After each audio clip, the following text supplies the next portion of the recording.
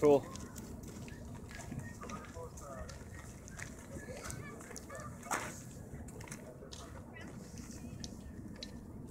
That's going to be different driving around on the west side now because that's one less thing to look for. Like, because for navigation.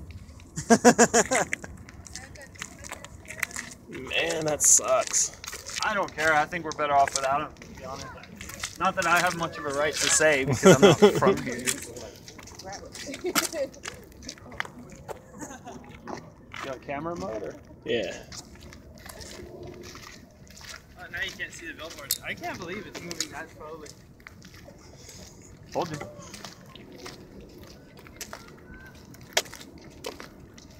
So I'm literally walking on I-10 West. You could go out further into the road if you wanted to. Well, I'm on an on-ramp to I-10 West.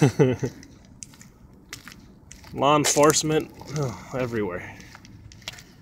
There's the two behind you still. Yeah, there's the two behind me. They're evacuating the area. And we're headed back to the car. The Asarco stacks were just demolished.